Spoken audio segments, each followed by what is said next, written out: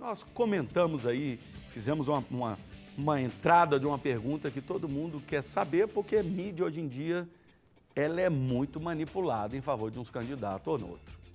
A gente sabe muito bem que o presidente Fernando Collor foi criado para ser presidente, vamos dizer assim, e o grande parceiro dele foi a mídia, sem dúvida nenhuma. Foi criado para poder chegar onde ele chegou e, felizmente, acabou comentando, mostrando o que ele é. E nós vamos falar nesse finalzinho o que nós precisamos de um grande líder, que é a pessoa que precisa ter habilidades, mas precisa ter caráter também. E nós vamos discutir isso tudo. Bom, João, nós estávamos comentando da mídia. Por que a mídia, ela sempre quer apontar só o lado negativo? Porque é isso que dá público, né? É sangue, é pornografia, é aquela bagunça, é algo estrondoso. E por que das boas iniciativas são difíceis de realmente se mostrá-las? No trabalho legislativo, você esteve lá várias vezes conversando com repórteres e tal, às vezes o repórter muda o contexto da coisa, mas não foi isso que eu falei. Isso acontece muito? Sim, eu acho que a mídia tem um papel importantíssimo, né? Quando a gente levar informação, poder informar, né? Mas realmente tem algumas vezes nós somos surpreendidos com informações que nós nunca não condiz. Então, Fernando, eu acho o seguinte, no meu ponto de vista, essa necessidade de mostrar um lado negativo, às vezes é onde não tem, porque tem muitos projetos bons que foram aprovados e são aprovados tanto na Câmara Municipal, na Assembleia Legislativa, em Brasília, que isso não tem um papel, parece que a imprensa não sente como importância de anunciar. Haja visto, olha, eu criei na Câmara Municipal, quando vereador, eu criei a Frente Parlamentar Municipal em Defesa dos Direitos da Família, discutíamos questões, várias questões relevantes à família, nunca tivemos uma cobertura, isso nunca chegou a Então, quando nós precisamos de... Podia ter ajudado a mobilizar a cidade em favor de... O que nós queremos dessa frente a favor da família? Para você ter ideia, a Câmara Municipal de Belo Horizonte foi a primeira a aprovar um projeto de lei do voto aberto. Que, por um lado, eu acho que tem algumas divergências do ponto de vista, mas foi a primeira. Então, hoje, tudo que se vota na Câmara, vota com o voto aberto. E isso, para chegar na comunidade, no povo, tem que pagar um preço muito grande para isso. Então, assim, eu acho que a mídia ela tem importância fundamental, mas muitas das vezes acho que o papel de apresentar o lado negativo é mais valioso para elas. O que mais vende jornal. O que mais vende jornal. Então, você queria comentar sobre esse papel da mídia? Complementando essas informações, né, de que a mídia vê só o lado negativo, pelo menos a grande mídia, porque existe uma concentração muito grande, né, na audiência. Uma disputa acirrada entre elas, em alguns poucos canais de televisão, alguns poucos jornais, que são das mesmas famílias, em linhas gerais, né?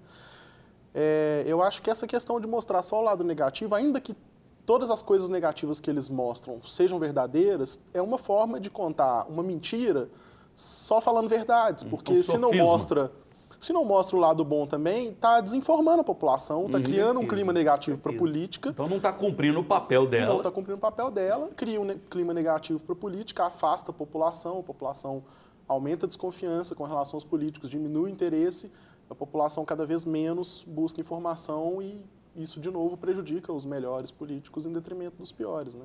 Exato. Olha, infelizmente, isso talvez seja até uma das formas de contribuir até para a violência no nosso país. Enfraquece. Porque as pessoas vão perdendo a credibilidade, vendo que não tem solução, eles já partem para a ignorância e fazer justiça com as próprias mãos. Justamente. E quantas vezes que se discute projeto na Câmara, que o plenário da Câmara fica superlotado de pessoas e passa para as pessoas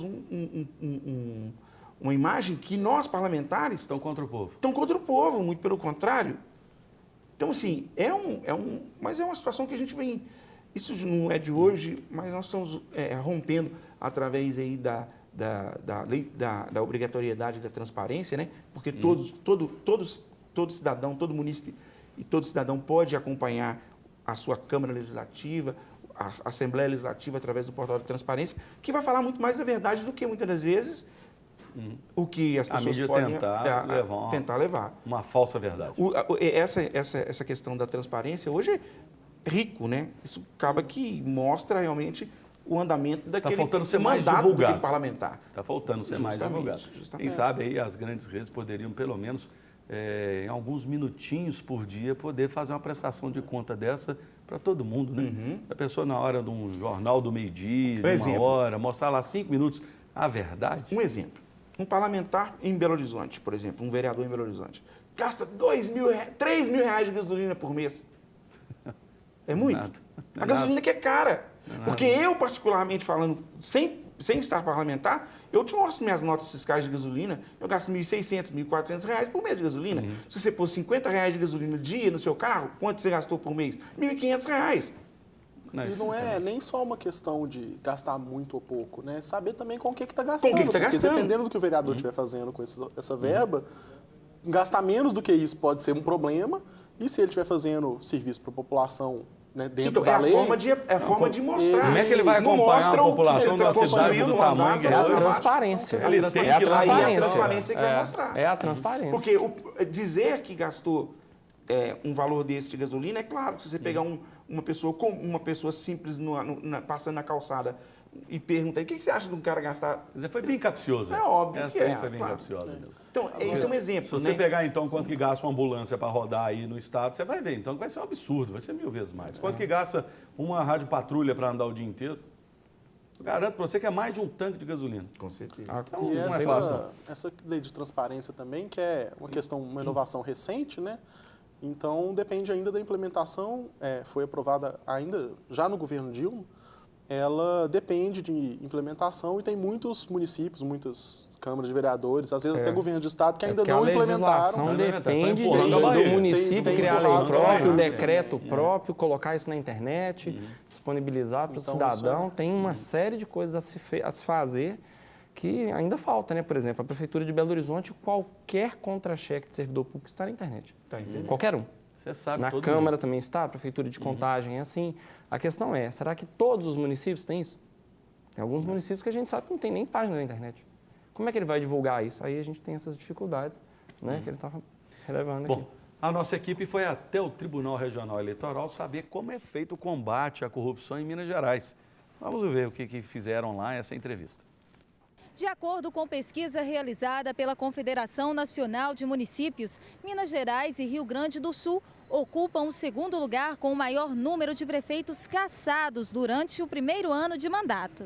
Esses acontecimentos prejudicam em que os mineiros? A questão da cassação ela é um pouquinho complexa, porque no caso o prefeito já está, né, exercendo o cargo de prefeito e aí advém então uma cassação. Nos casos em que ele obteve mais de 50% dos votos, até que se realize uma eleição, assume o presidente da Câmara. Né? E nos casos onde ele obteve menos de 50% dos votos, então, se houver realmente a cassação, assume o segundo colocado.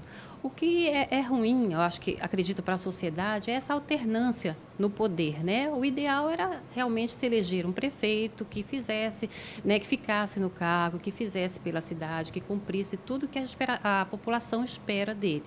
Os dados do Tribunal Regional Eleitoral mostram uma outra realidade. Segundo o órgão, Minas está em primeiro lugar com a cassação de 27 dos administradores municipais.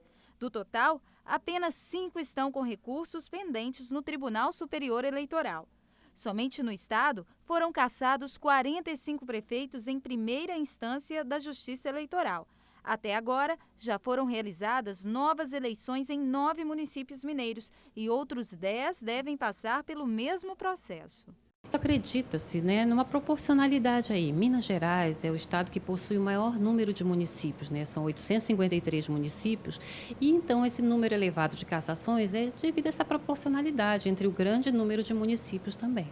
A assessora explica ainda como o TRE trabalha nesses casos. As cassações ocorrem, né, no nível de primeiro grau, né? Acontece o julgamento dos processos de cassação pelo juízo eleitoral.